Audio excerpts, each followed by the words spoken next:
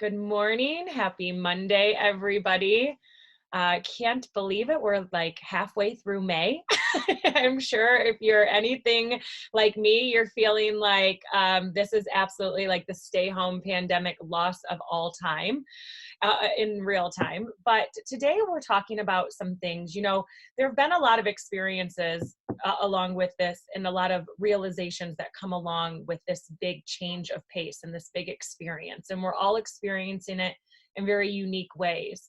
But I think it's safe to say, and I've heard it a lot on a lot of different calls and a lot of different conversations that I'm in, that people are also recognizing things, threads of, silver linings, if you will, that they want to figure out a way to maintain.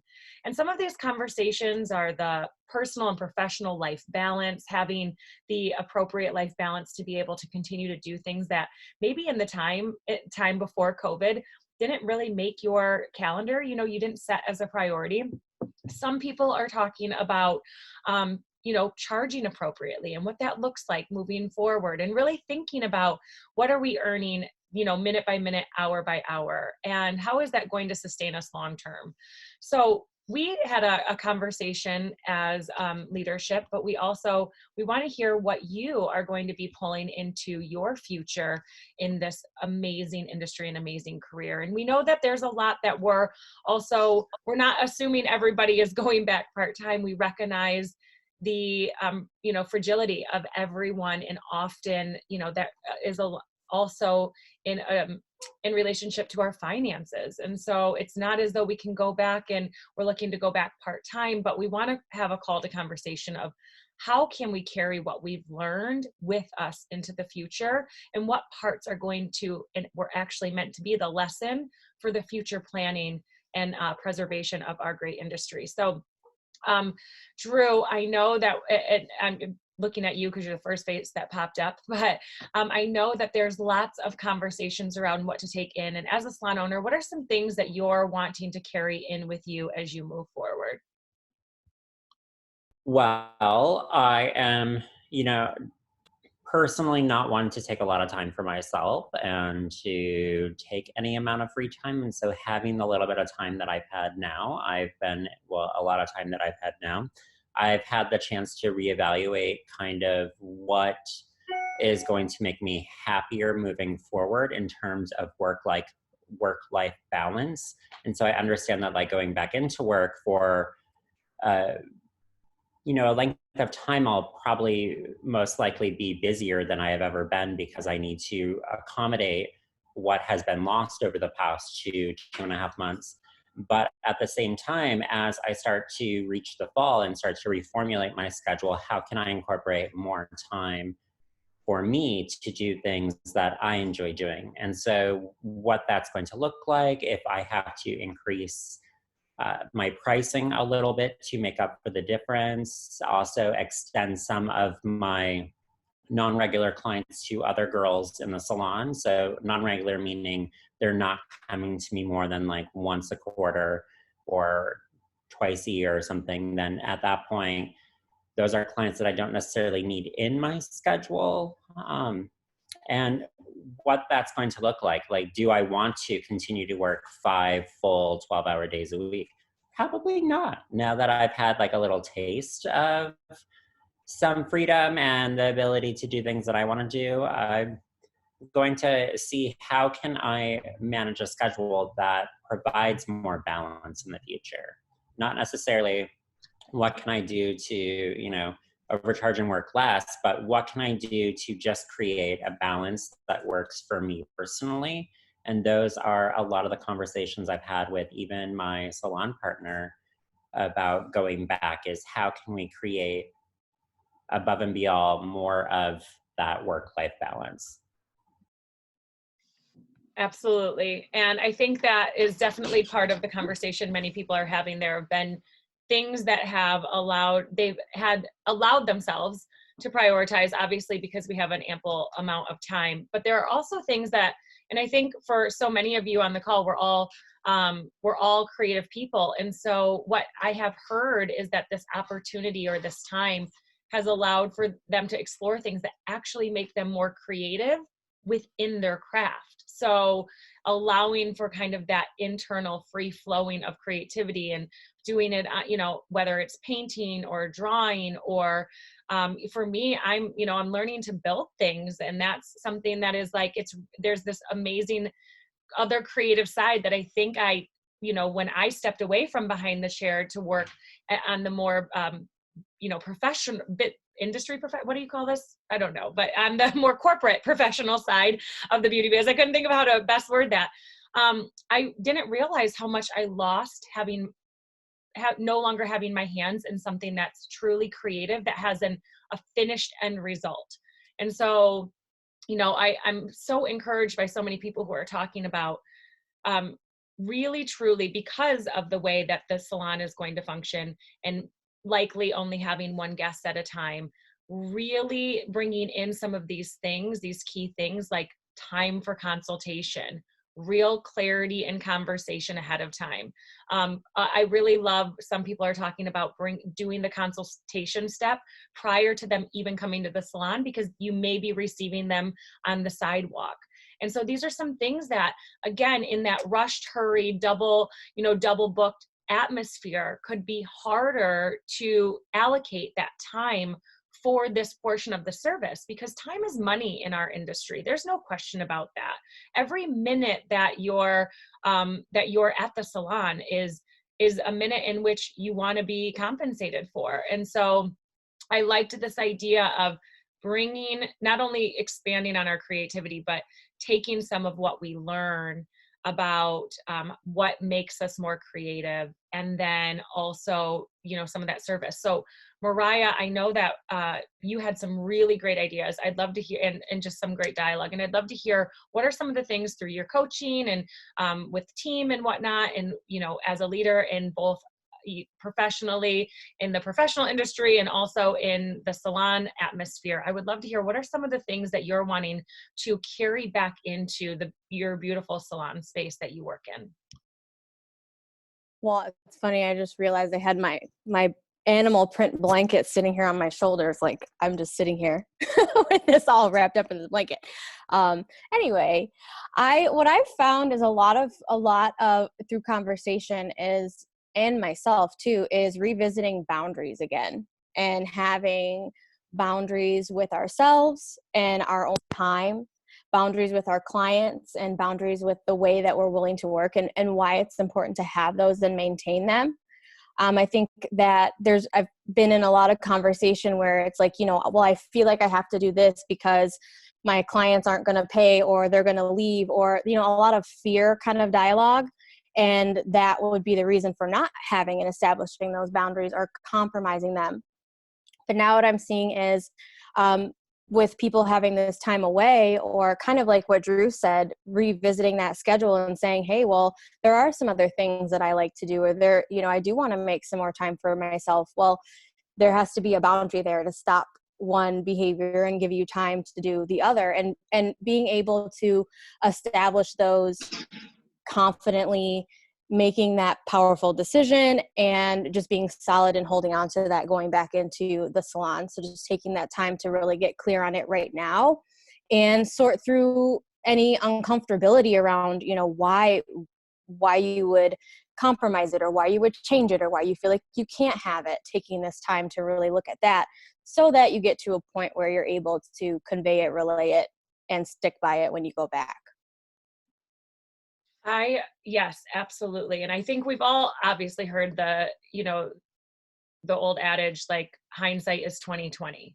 And that's because we have a different level of awareness when we're past the experience. And so I mean, from this, and with boundaries, and having gone through a rigorous training that actually really taught me how to understand and get clarity on my boundaries, and then how to set those boundaries with people in an appropriate manner. Something that I urge all of you to do, if you have not yet done this, and it takes nothing more than a scrap piece of paper. You can even type it on a keyboard if that's more your style, but is to look back on how you were functioning prior to this in any business that you are in. Of course, here we're speaking to our beauty professionals mostly, but look at how did I show up, or how was I experiencing, or how did I feel, and to write down the things that both made you really happy, and then maybe the things that disappoint you, and then also what you've learned. And you can do a very quick assessment of what you were feeling, because sometimes there's loss in just understanding, what are my boundaries? What does that look like? What do I want to uphold? Something that I heard on this awesome salon owners call that I was on was that, everyone was far more lax on the cancellation policy than they had desired to be. Even if they had it on their website, there was always this like feeling of guilt around truly charging someone for an appointment that they had to miss more times than not. And so, something that they were carrying forward with them was the removal of guilt, that now we have. The reality is, if you were previously double booking, and the state mandate wherever you live ends up being one client at a time, you will now have twice as many clients as you formerly had, because they won't be able to stack it, to double book. So right there, you are already in abundance. You have more clients than you do in the current time. And so your time and value has just gone significantly up, because you will be restricted to how many clients you can serve in that time. And so it was funny, as soon as we started engaging in that dialogue, the guilt associated with possibly charging someone for a cancellation dissipated, because people realized that it would be of high value. Imagine if someone cancels, and that's a 3-hour block of time that you could have given to 3 haircuts or another color service. And so I really loved this idea of getting clear on our boundaries and knowing what those things are, and then looking at how to apply that moving forward. And if it still feels sticky or icky or just doesn't make you feel good, then exploring deeper and having this further conversation to see if there's a way you can remove some of those stories. So Kristen, kind of on that topic, I know we've had a lot of conversation as a salon owner of such a large salon staff, knowing that you're financially impacted, recognizing that, just like, we stated that if we're down to single booking, we all have twice as many clients as we had prior, because we won't be able to do that. And so I know that service is of your highest value. I know that you want to absolutely be able to not only service your end customers, but truly provide for your stylists an opportunity for them to continue making money. So what are some things that you're going back with intention? It might not be crafting a dream schedule, but what are some things that you've learned during this time that are going to propel you moving forward, or that you're going to be able to instill moving forward and carry with you into the back to work era that we hope to enter into shortly? Well, I think that there's a lot of unknowns. Let me just put it that way. I'm going to come and hit you guys on a different kind of level, a different area, I guess, or level than everyone else kind of. I think for me, I'm trying to figure out these answers, because I look at this time as a time for us to make changes and do things that we've always wanted to implement. So being more strict with the cancellation policy, for instance, which we have, but are we strict with everyone? I know we're not. I know not everyone is. I know that there's a lot of things that I can implement to change. Finding ways to. I want to find ways to save money on merchant. Save money where I'm spending anywhere from $15,000 to $20,000 a year on merchant services, and I already do combat and try to argue fees and getting my fees lowered. So I think right now for me, realizing that, for instance, just to give you guys an idea, I work with 2 assistants. I see anywhere from 15 to 20 clients per day, and I work 4 days a week. And it's because I work with 2 assistants, I see that many clients. I normally work between 30 to 40 hours. So I see where I want to try to implement a schedule, and a perfect schedule, maintaining a better lifestyle for myself, right? I want that. I want everything that Mariah and Drew said. But I also have to look at it as a financial standpoint. If I was working 30 to 40 hours per week, seeing 15 to 20 clients per day, now I have to not double book. I triple book. So imagine that. And I'm sure a lot of people do too. And most of my staff double books. So I have to figure out financially how I can afford to sustain my salon from how it was working into this day. And I don't know if there is an exact answer on that, So in my mind, it's really a financial standpoint that I'm trying to figure out how I can effectively give myself a life beautifully ran, where I have time for myself and my staff too. But I also have to find the balance of how I'm going to make up the money, being able to take so many less clients. So I feel like a normal work day would, to fit all those clients in, I would be working 24 hours.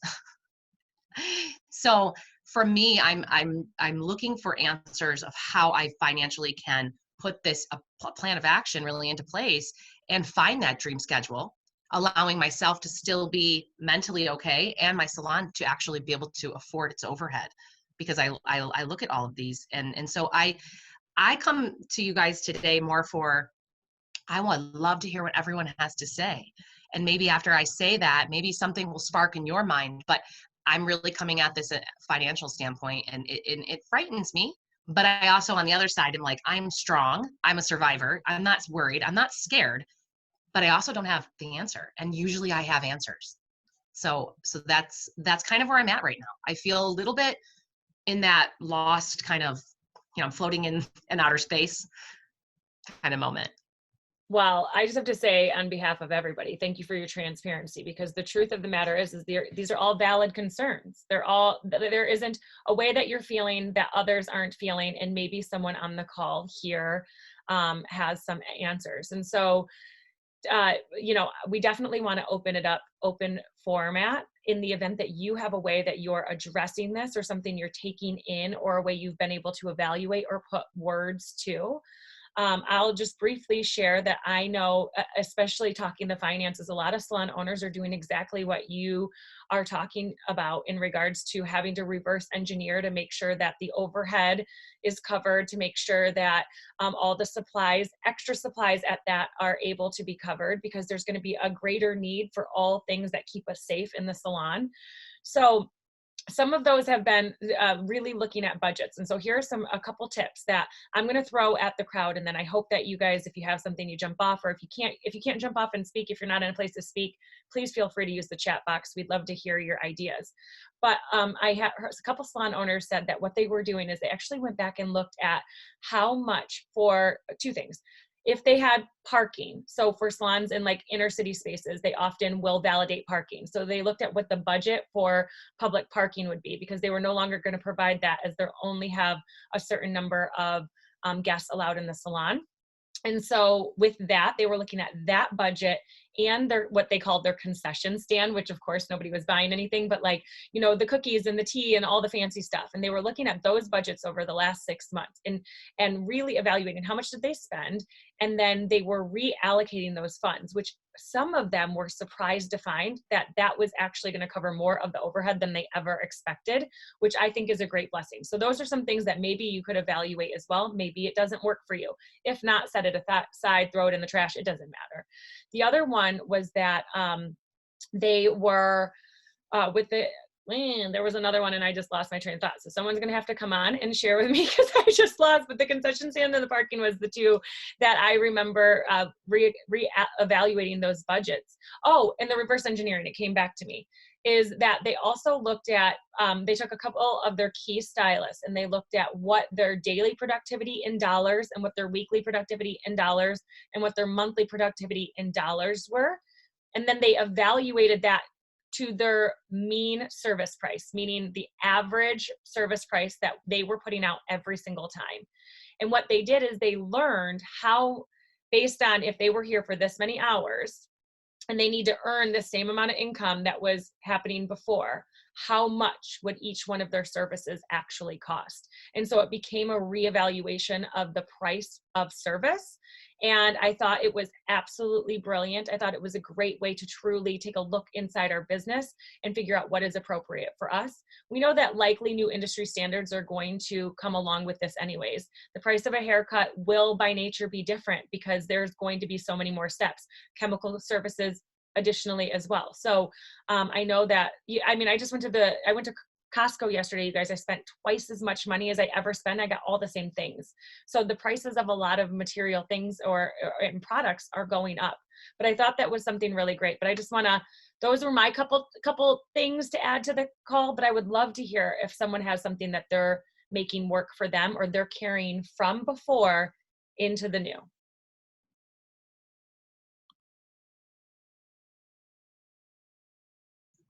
Well, if no one's gonna, oh, someone's gonna say something. I had something, but I will wait.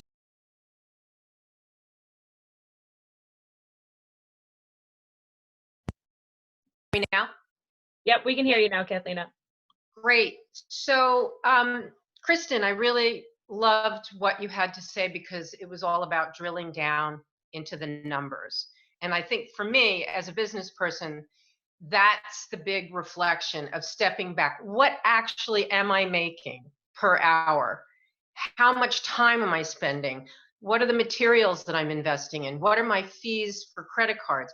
When you get all that information in front of you and you see it, it's a big awakening. It was for me, at least when I started getting really clear with the numbers. I want to go back and just say this. 6 years ago, I almost died. Okay, my career was not strictly salon. I was on photo shoots, I was on press junkets, I was doing 1 or 2 days, maybe in the salon, weddings. I was moving all over the place, working my ass off. And then I almost got sick and I got unplugged, which actually prepared me for this. And what I learned it wasn't my choice, like it wasn't our choice to have this happen, is that I had to change the way I was doing things. And the two things that I really learned was valuing what my service was and valuing myself, and now choosing what I wanted to do, which automatically made me raise my prices. And it's that thing of valuing who I was, what I was doing, my experience, what I was bringing to the chair, and looking at the numbers and really choosing the kind of quality of life that I wanted to have, because my body was basically saying, oh no, you're not going to be dragging equipment all over the face of the earth. You're going to have people come to you and you're going to create, it just so happens I work with someone who created a non-toxic salon, which there's not a lot of them. So the value of that immediately went up because there are so many people who are chemically sensitive. So anyway, just visioning, I think, and one last thing I want to say, in terms of cancellation fees, I have no problem because I'm valuing myself more. And the thing I would share with you guys is that for me, to have someone to bounce this off of and to have even this kind of a meeting around supporting each other, which I love about Jennifer and I, we really support one another, is we talk about this stuff. Like this client just canceled last minute, like in this cavalier attitude, like, oh, she forgot her appointment. No, that's not going to work. And on my website, I have a 48-hour cancellation policy. You cancel within 48 hours unless you're really sick. I mean, and if somebody's had a car accident, right? But when someone calls with a cavalier, oh, I forgot, let's just reschedule. When I'm sitting in the value of who I am, and I say, well, yeah, you get a cancellation policy notice with the reminder, and it's all over my website, and I'm sorry, but I'm going to have to charge you because I couldn't book that time last minute. So, but sometimes you need a little support, and even I do, to like just reach out and go, God, how am I going to enforce this? And some people will go away, but the people who stay will value who you are and what you're doing, and they'll pay it. And my clients have paid it. So anyway, that's my 2 cents. I love that. And I'm guessing with your confidence there that your cancellation fee is the cost of the service. Is that appropriate to say? Within 48 hours, it's 100%. Yeah. Unless it's, if it's a really good client and they got really sick but to put it out there as this is my cancellation policy, just so you're aware, especially Kathleen, it was so good. It was so good the whole time you were talking. I know you have a speaker issue, but from the last call, but it is doing it again now. I need a computer. That's what I need to we need a client to buy it. That should be their service price, a computer. Yes, that was a great question in regards to cancellation fee. And I think just to in support of what Kathleen has said, the other thing that we need to do is we need to erase. So everybody go like this to your forehead, like literally an eraser. Erase, erase, erase. This idea that chemical services are $100 an hour. How many of you guys raise your hand if you have heard chemical services are $100 an hour? Oh, Often, yeah, that's what people say, $100 an hour. So what does that mean? If you're with, well, Kirsten, $100 an hour, I think you're thinking about the whole thing. So like a haircut, a highlight and haircut, or a highlight is generally like $150, right? Somewhere in that range, which is like an hour and a half. So something like, a lot of times people are like, this is at least this is where you enter. I'm not saying it's where you grow to. I'm saying like you're entering, you're like, okay, $100 an hour is like a chemical service. But we need to erase this idea that our prices before are going to be our prices in the future. We're all sitting in a space, well, not we're all, but so many of us are sitting in a space evaluating how much we're going to lose because we're using our old prices for the new model. The new model requires new prices because we're not going to be able to assess people the way we used to. And so I think that's the call to conversation about what can we take in with us, because we are in a place in which we are forced to change the way we work. We won't be able to work with that same kind of bustling mode because you won't have another client sitting in the processing chairs waiting to jump into your chair. And so because of this, the way we work is shifting, which means the price of our work is shifting. And that's why I'm saying everybody erase all these preconceived notions upstairs of what it is that we should be charging. I think that's really what we're, and Kristen, you said it so beautifully. We don't know what the new mean or average haircut price will be, but it will be a new one. It will be different than that concept that women's haircuts are around, depending on your demographics and your geographical location, generally $50 to $75 is a woman's haircut. Generally, a single process is $50 to $75 for a new growth touch-up. Highlights are 100 up, 125 and up. Like these are general prices, but they were, the price of my bananas used to be cheaper too, and they're not. And so I think people are also going to be entering in. And when I say people, I mean our clients are going to be entering in, having this experience everywhere that they'll understand. And if we have the right words and we have the right amount of confidence, like Kathleen, you just so eloquently, were an expression of the confidence of knowing what you're worth so that you could charge appropriately. And when we stand in that way, when we have that kind of posture, and we have the ability to articulate to our clients why the price is shifting, and that they know it's the only way we'll be able to continue doing their hair. So if you want me to be able to see you in not just now, but in 6 weeks, 6 months, 6 years, I have to earn enough to make a living. And it's a very important thing to us. Yes, Kristen, I see you off mute. Oh, you're